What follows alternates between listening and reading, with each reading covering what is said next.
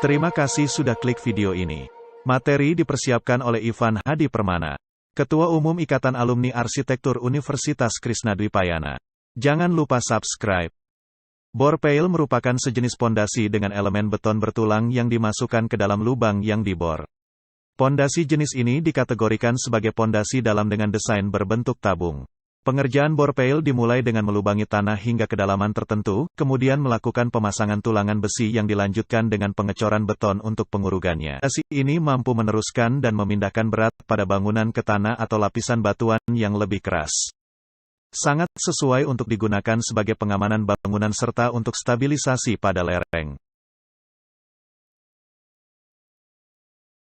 Penentuan titik bor berdasarkan gambar denah pondasi yang telah direncanakan, surveyor menentukan titik yang akan dibor sesuai dengan arahan dari pelaksana. Selain titik bor, ditentukan juga titik bantu yang berguna untuk pemasangan selubung sementara. Pengeboran dengan alat boring yang biasanya sebanyak 4 titik dengan jarak 1 meter dari titik bor dan banyak 4 titik dengan jarak 1 meter dari titik bor dengan posisi tegak lurus satu sama lain.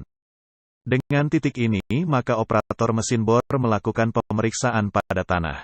Kemudian operator melakukan pemasangan landasan untuk tempat mesin bor. Pada tahap pengeboran awal seharusnya mata bor yang digunakan adalah auger dan pengeboran lebih dalam dilanjut dengan drilling bucket.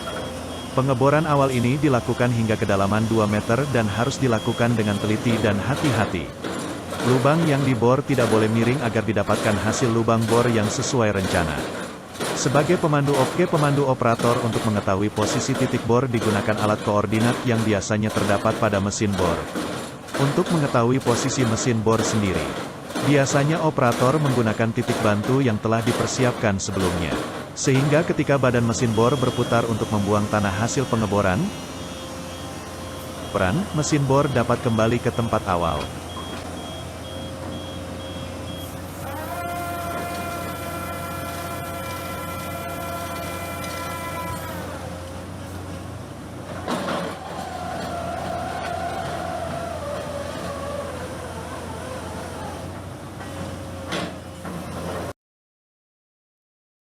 Pengeboran dilakukan berulang-ulang hingga kedalaman yang ditentukan.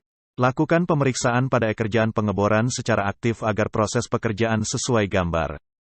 Dibandingkan dengan paku bumi, pemasangan bor peil tidak menimbulkan gangguan suara bising.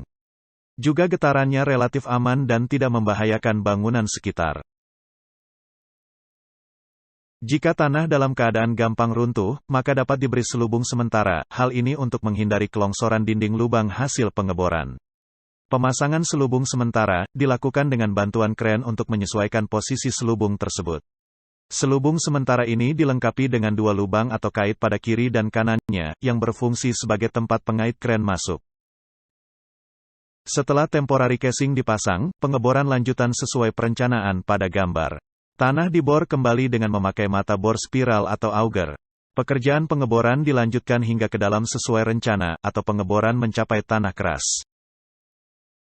Jika dianggap sudah selesai, maka lubang bekas bor kemudian dibersihkan, menggunakan alat pembersih khusus, dengan ukuran yang sesuai dengan diameter lubang yang dibor.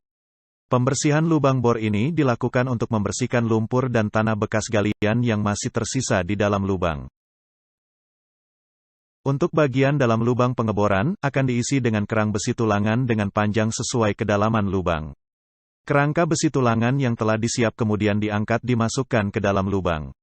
Pengangkatan dilakukan dengan pertolongan kren, dilakukan dengan posisi tegak lurus terhadap lubang bor, kemudian diturunkan dengan hati-hati, semoga tidak terjadi banyak singgungan dengan lubang bor.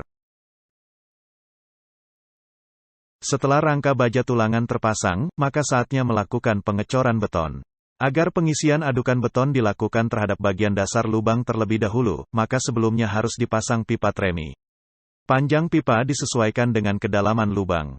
Bagian bawah pipa tremi memiliki bagian khusus, yang memungkinkan lumpur tidak masuk ke dalam, tetapi beton di dalam pipa bisa mendorong keluar. Bila pada waktu pemasangan baja tulangan terjadi singgungan, kemudian terjadi keruntuhan di dalam lubang bor, maka diharapkan pencucian ulang dengan memasang head kombinasi diameter 6 ke diameter 2. Caranya dengan memompa air ke dalam stang bor dan pipa tremi. Berikut adalah video proses pengecoran. Proses pengecoran bor pile ini memerlukan suplai beton yang kontinu. Bila ada keterlambatan beberapa jam maka pipa treminya bisa tertanam di bawah dan tidak bisa diangkat. Sedangkan apabila terburu-buru dicabut maka tiang beton bisa tidak kontinu. Lakukan koordinasi intensif dengan bagian pengadaan beton. Jika pengerjaan pengecoran bor pile dapat berlangsung dengan baik, maka pada akhirnya beton dapat muncul dari kedalaman lubang.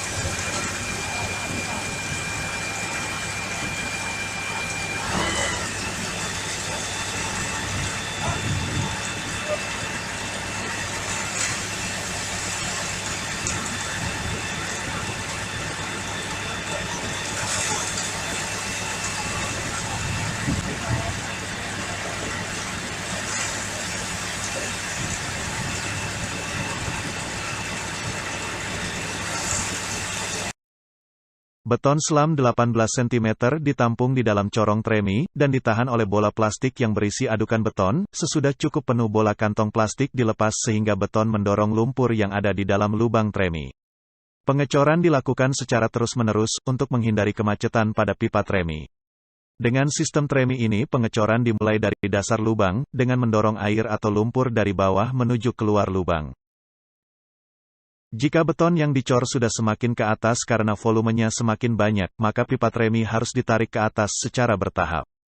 Adanya pipa tremi tersebut, beton dapat disalurkan ke dasar lubang langsung dan tanpa mengalami pencampuran dengan air atau lumpur. Karena berat jenis beton lebih besar dari berat jenis lumpur, maka beton mendesak lumpur naik ke atas.